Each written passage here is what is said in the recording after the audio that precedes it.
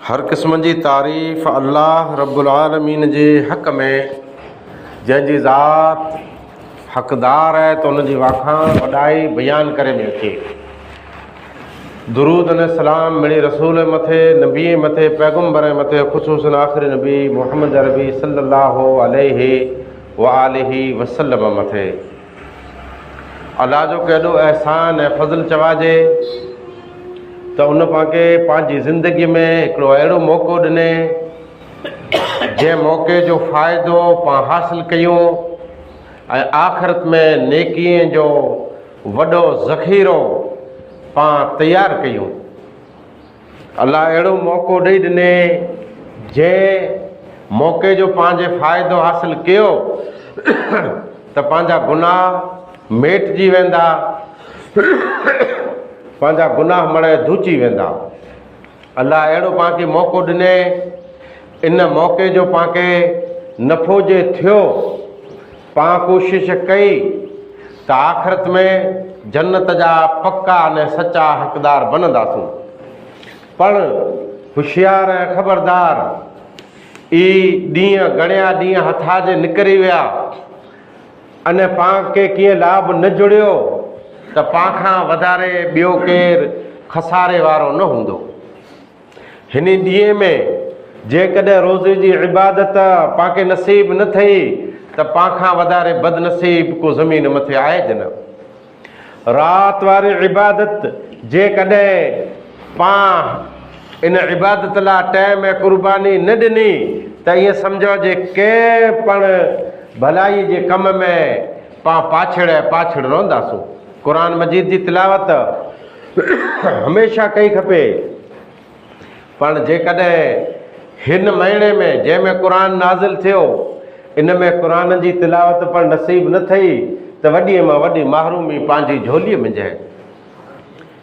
अहले ईमान हिन महीने में दिन रात इबादत कई था। खैर धंधो ऐं मजूरी ज़रूरी है, माश ज़रूरी है, पर हिन जो मतिलबु ई न आहे जे पाण हिन ॾींहं जी क़दुरु न कयूं। ही उ महीनो शहर रमज़ान अल्लज़ी उनज़िल फ़ीहिल क़ुरान। अल्लाह इन महीने जी शान वधाए त ही महीनो उहो आहे जंहिं महीने में क़ुरान नाज़िल थियो। क़ुरान जे नुज़ूल वारो महीनो आहे ही। उहो महीनो जंहिं महीने में क़दुर वारी राति अचे थी। ही उहो महीनो मन साम रमज़ान ईमान एहतिसाबन गुफ़िर लहू मा तक़द्दम मिन ज़ंबिही। जेको शख़्स रमज़ान जा रोज़ा रब ते ईमान गिनी नेकी अने इख़लास से ई रोज़ो रखे थो, गुफ़िर लहू मा तक़द्दम मिन ज़ंबिही, उन जा त गुनाह मड़े माफ़ थी वञे था। मन काम रमज़ान ईमान एहतिसाबन गुफ़िर लहू मा तक़द्दम मिन ज़ंबिही। जेको शख़्स रमज़ान मुबारक जे अंदरि राति जो क़याम करे तो सवाब जी नीयत से रब जी रिज़ा ला करे, गुफ़िर लहू मा तक़द्दम मिन ज़ंबिही, उन जा मड़े गुनाह माफ़। वमन काम लैलतुल क़द्र ईमान एहतिसाबन, जेको क़द्र वारी रात पण क़याम करे तो, इबादत करे तो ईमान एहतिसाबन गुफ़िर लहू मा तक़द्दम मिन ज़ंबिही, अल्लाह ते ईमान गिनी सवाब जी नीयत से त उन जा गुनाह माफ़ थी वेंदा। हर अमल उन जो सवाब फिक्स है, पण रोज़ो इन में जेतिरो आंजो इख़लास हूंदो एतिरो सवाब वधंदो वेंदो, अजर वधंदो वेंदो। अने अल्लाह ई ज़ाहिर न आहे कंहिंजे इन जो केतिरो सवाब हूंदो। क़ुरान मजीद जी आयत न हिकिड़ो हरफ़ पढ़ा 2 नेकियूं था रहियूं, पोइ जहिड़ो पंहिंजो इख़लास हूंदो ई 2 नेकियूं वधी 20 ते पुॼंदियूं, 100 ते पुॼंदियूं, 700 ते पुॼंदियूं। हिकिड़ो रुपयो अल्लाह जी राह में ख़र्च कयो, इन जा 2 दर्जा था रियाज, पर थी सघे त 20 मिलिया, 70 मिलिया, 100 मिलिया, 700 मिलिया, तंहिंखां मथे पण मिलिया, जहिड़ो पंहिंजो इख़लास। नेकीअ जो मौसम बाग़ बहार आहे। अहले ईमान 11 महीना इंतज़ार कये जे कॾहिं ई ॾींहुं अचे जंहिंमें रब जी रिज़ा पाण हासिल कयूं। उहो ॾींहुं पाण खे मिली चुका आहियूं, पाण उन ॾींहं में दाख़िल थी चुका आहियूं। मिणी खां पहिरीं अल्लाह जी तौहीद है, अव्वल अल्लाह जी हिकिड़ाई है। हल जज़ाउल एहसान इल्लल एहसान, एहसान जे बदिले एहसान, तौहीद जे बदिले जन्नत है। बुनियल इस्लाम अला खम्स, इस्लाम जो दारो मदार बुनियादी 5 थंब आहिनि। तंहिंमां अव्वल शहादत अल्ला इलाहा इल्लल्लाह व अन्न मुहम्मद रसूलुल्लाह, अल्लाह हिकिड़ो आहे तंहिंजी गवाही, तौहीद जी गवाही, अने नबी सल्लल्लाहु अलैहि वसल्लम जी रिसालत जी गवाही। इहा अल्लाह जी तौहीद है। सहाबी पुछे, खुद अल्लाह जे नबी पुछे, ख़बर ॾिने त भला ख़बर है जो अल्लाह जो हक़ बाने ते करो आहे, बाने जो हक़ अल्लाह ते करो आहे तारा। साहबी चए मूंखे त ख़बर आहे न, अल्लाह जो नबी आई ॾसियो। आप सल्लल्लाहु अलैहि वसल्लम फरमायो, अल्लाह जो हक़ इंसान ते, पूरी दुनिया वारे ते, खाली आं ते न, मूं ते न, पूरी दुनिया जे इंसान ते, मर्द औरत ते, कारे गोरे ते, अरब अजमे ते। हक़ इहो आहे जे अल्लाह हिकिड़ो उन जी इबादत कई, उन जी ज़ात में कंहिंखे शरीक न कई। पोइ इन इंसान जो अल्लाह ते हक़, अल्लाह ते हक़ इहो आहे जेको अल्लाह हिकिड़े जी इबादत करे थो, अल्लाह उनखे अज़ाब खां बचाए, अने अल्लाह उनखे अज़ाब खां दूर रखी छॾींदो। बेशक अल्लाह जी तौहीद हिकिड़ाई, तंहिं पुठियां पहलो दरवाज़ो इन 5 थंभे जो नमाज़ आहे, जेको मोमिन जी महराज आहे। नबी जी शान, मोमिन जी शान, नबी जी अखियुनि जी ठंडक है। नमाज ईमान पण आहे, इस्लाम पण आहे। ईमान तंहिंजो जुज़ आहे, इस्लाम जो पण रुकन आहे। नमाज जन्नत जी कुंजी है। सवाल अचनि था मूं वटि, आयो सवाल, ॾसियो हिकिड़ो शख़्स आहे वॾी महिनत सां रोज़ा रखे थो, पोइ ॿियो कीअं न, ख़ाली नमाज़ नथो पढ़े। ॾसियो जवाब, आयो जवाब, जे ई ऊ ढोर आहे जेको पिंड जी मर्ज़ीअ सां ॿिए जा खेत्र चुनूं आहे, हाणे पूरो पियो डॿे में लांघे लांघे, कीअं फ़ाइदो न आहे। अल्लाह जी तौहीद जे नाई न नमाज़ पढ़े थो, ज़कात ॾे थो, रोज़ो रखे थो, कीअं न। पहिरीं अल्लाह जी तौहीद जो नंबर आहे। जंहिं तौहीद मुकम्मल थी तौहीद में दाख़िल थी वञो था, तंहिं पुठियां नमाज़ रही, लेन से नमाज़, अने नमाज़ कायम करे जो है। हाफ़िज़ु अलस सलवात, हमेशगी नमाज मथे खपे, मुदावमत खपे। हिकिड़ो शख़्स पिंड जी मर्ज़ी से नमाज पढ़े थो, नमाज न आहे। उलाइक अला सलवातिहिम युहाफ़िज़ून, कामयाब उहो ई जेको नमाज़ हमेशगी वारी पढ़े था। पाण खे मज़ा अचे त नमाज़ पढ़ो, मज़ा अचे त नमाज़ न पढ़ो, इहा रांदि त आहे न जे अॼु असीं नथा हलो, इहो भले आई वञो। अल्लाह जी इबादत आहे फिक्स, जे पढ़ियासीं त रब राज़ी थींदो, पंहिंजा फ़र्ज़ लथो, न पढ़ियासीं गुनहगार। नमाज़ पुठियां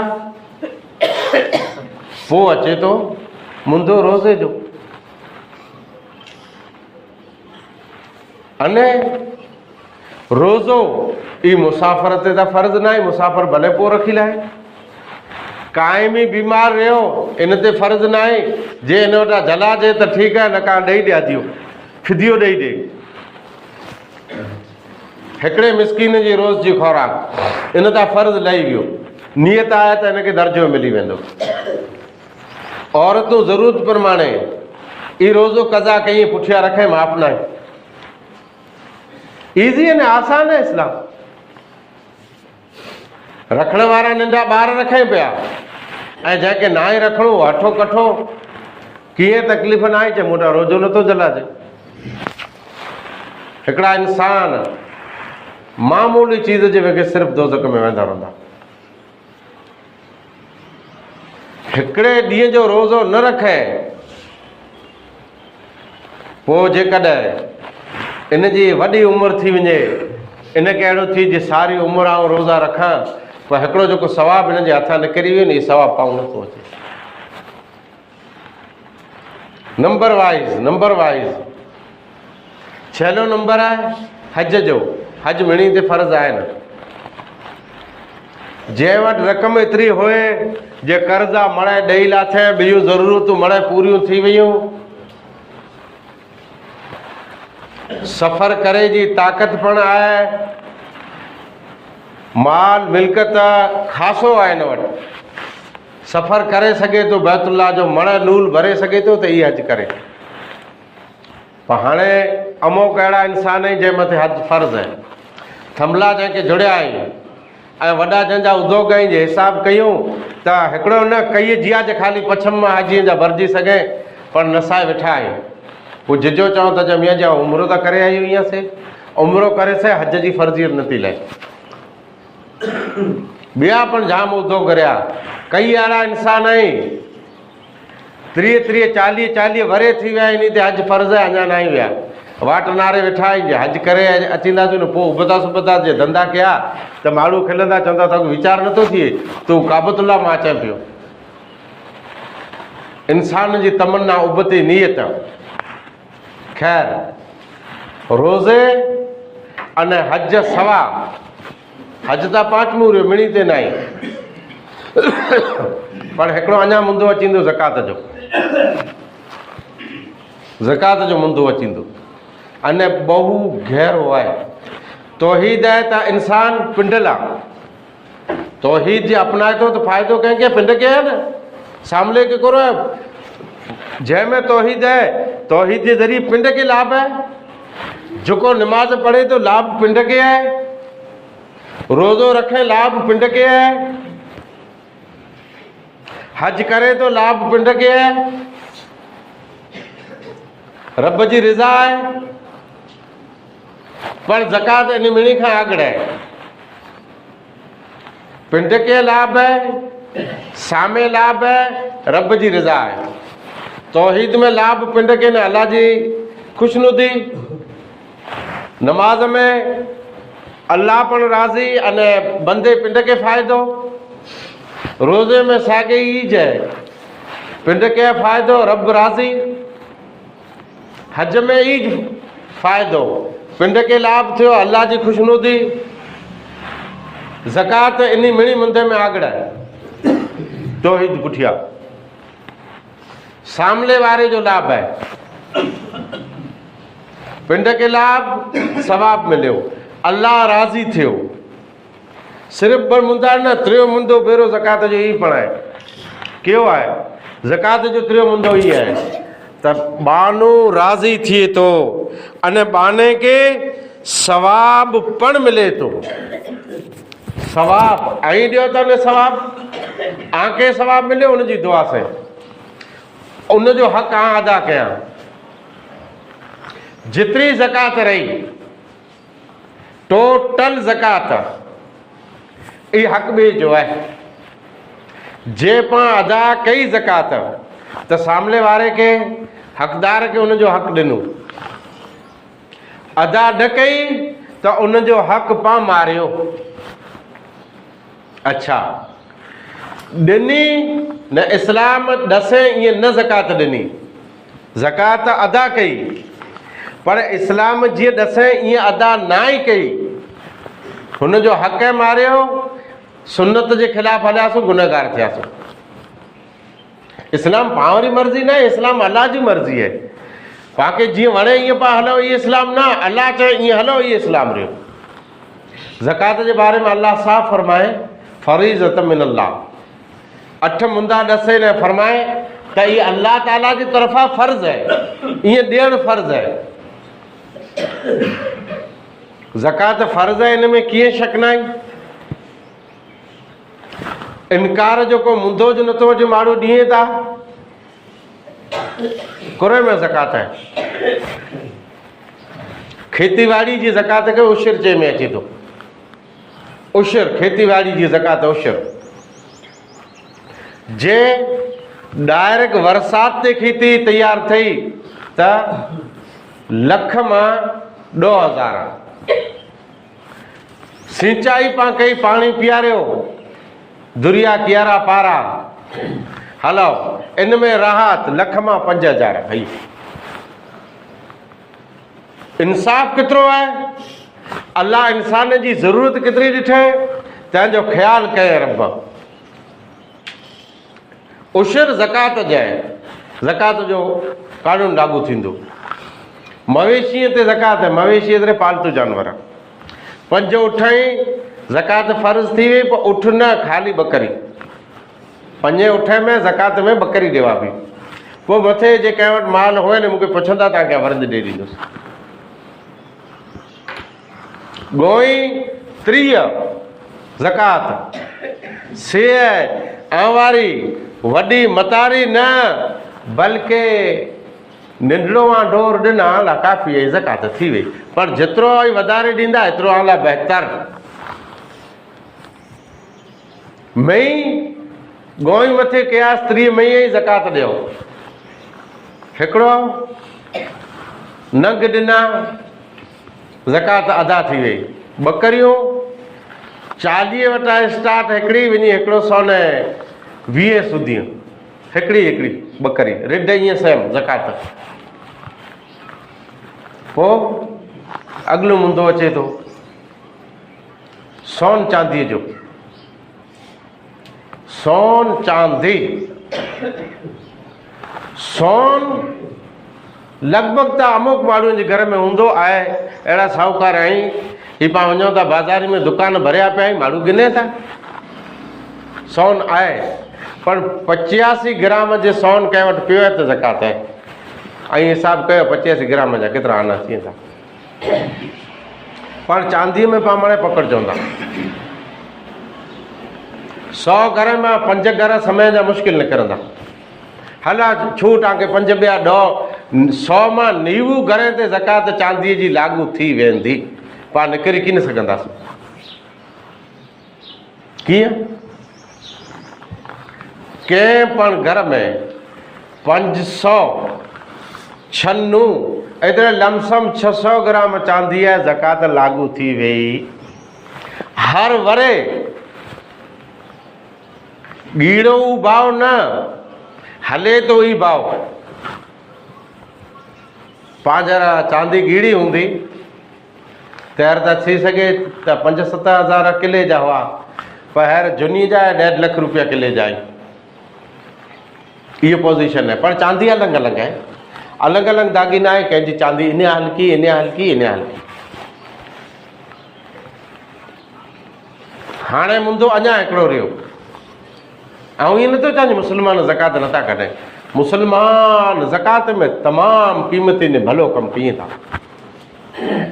मुस्लमान ज़कात ॾिने में एतिरो आगड़े एतिरो आगड़े एतिरो आगड़े जी ॿियूं क़ौमूं रच पियूं कई। एतिरो मुस्लमान आगड़ा आहे। ज़कात आहे। मामूली मामूली माण्हू लखों रुपया ज़कात ॾे थो, अने ज़कात पुॼे पण थी। इन में कीअं शक न आहे। रमज़ान खां मौंद हलचल मची वई हुई। हलचल ग़रीबनि जो ख़्यालु करे में अचे, ख़्यालु करे में अचे, ख़्यालु करे। हिकिड़ो उहो इंसान जंहिं न ग़रीबनि खे ॾिठो आहे, न ग़रीब हिन जा संगीण आहे, न हिन जे ॻोठ जी ख़बर आहे, पर कीअं हिन जो ज़कात जो माल ग़रीब ते अचे पियो। मुस्लमान कढनि था, ज़कात ॾिए था। आहे फटियल दर्दीअ ग़रीब लाचार जर थी वञे था अस्पताली में, पोइ हिन जो कोई पण ॿारो नथो हुए। तयार अल अमीन चैरिटेबल ट्रस्ट खे फ़ोन करे थो, आहे को रस्तो, ऐलान थियो, ॾियो ज़कात जे लाइक़ु आहे। अञा चंद कलाक थिया, हुनजी हाजत ज़रूरत पूरी थी वई। माण्हू इंतज़ारु कया वेठा आहिनि त हाजतमंद अचे, असीं ज़कात ॾियूं था। इहे इन्हनि जे ईमान खे अने ईमान जी सलामतीअ खे आफ़रीन। अॻिलो मुंदो जेको रहियो सोन चांदी पुठियां नक़द यानी बैलेंस कैश।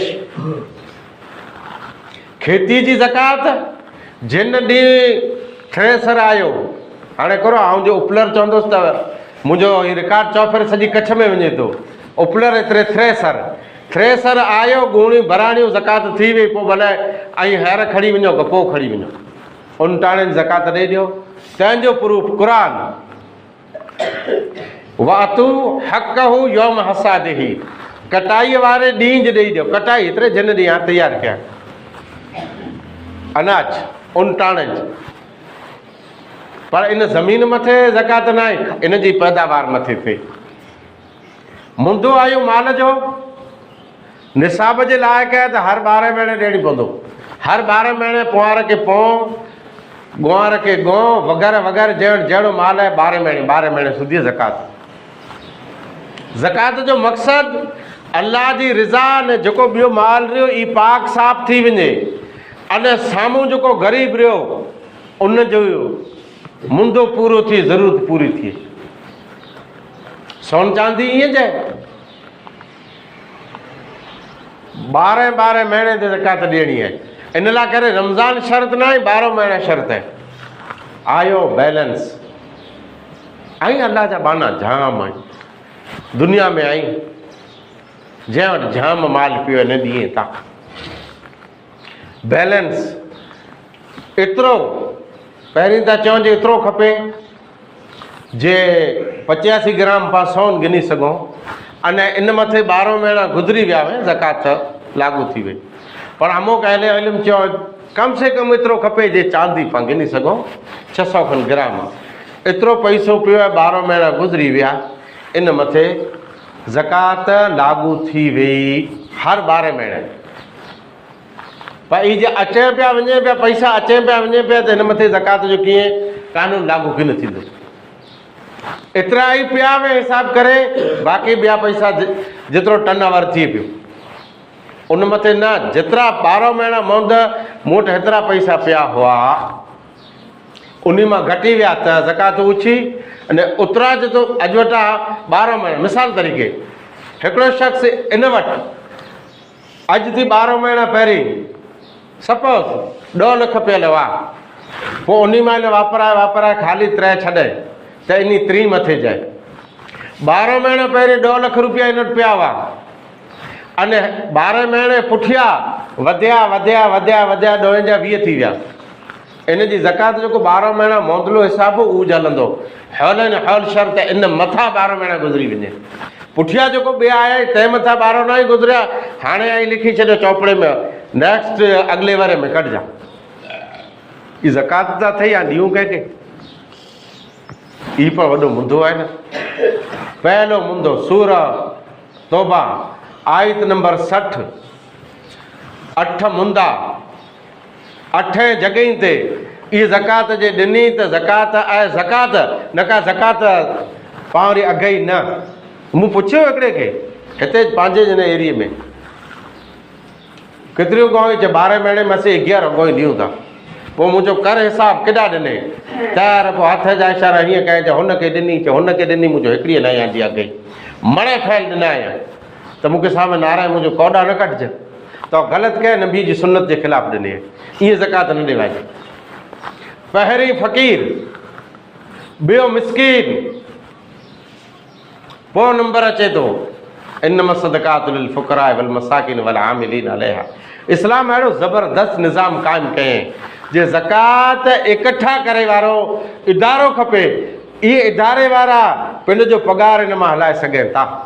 अने इहो इदारो मुंहिंजे ख़्याल कच्छ में कंहिं वटि न आहे, न अहले हदीस वटि आहे, न देवबंदी वटि आहे, न बरेली वटि आहे, न जमात इस्लामी वटि आहे, न दावत इस्लामी वटि आहे। पण सख़्तु ज़रूरत आहे इदारो क़ाइमु खपे जंहिंमें ज़कात ॾियो, पोइ ज़रूरत प्रमाणे अॻे हले। पोइ फिर रिकाब मुअल्लफ़त क़ुलूब,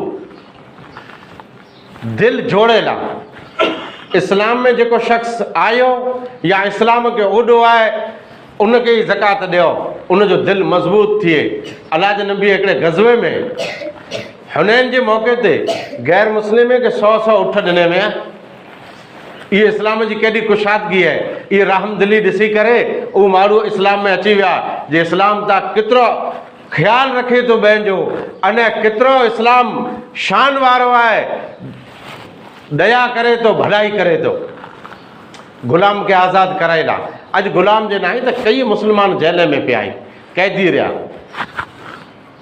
पोइ 6 नंबर ते आहे गारिमीन मकरूज़, 7वें ते आहे फी सबीलिल्लाह, 8वें ते आहे मुसाफ़िर। 6 नंबर जे बारे में गारिम, हूं त पाण ॾिसण वञूं त मिणी मथे लहिणो आहे, बैंक जो लहिणो आहे, ॿिया जाम धीरण खया तंहिंजो लहिणो आहे, उबता सुबता डिग धंधा कया तंहिंजो लहिणो आहे। ई लहिणो न।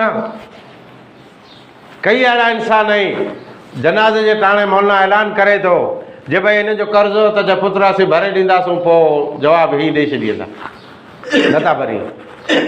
कर्ज़ो ज़रूरी आहे। जाइज़ इंसान जो कर्ज़ो हो, अने पोइ त्रुटी वियो न भराणो।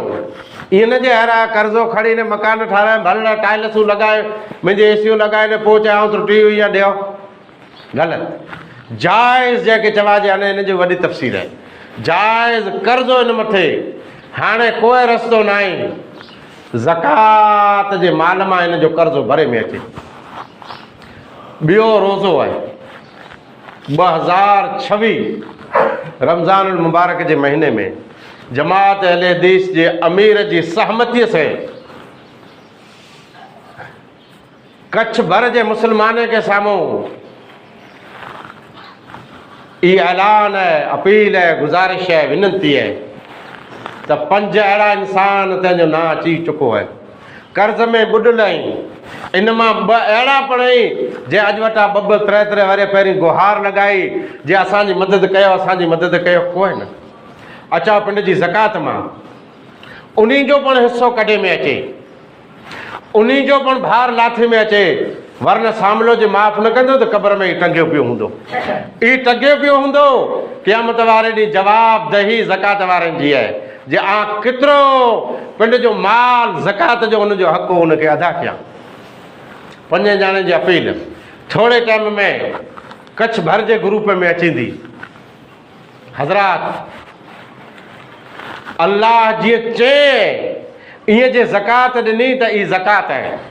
अल्लाह जीअं चए ईअं रोज़ो रखियो त ई रोज़ो आहे।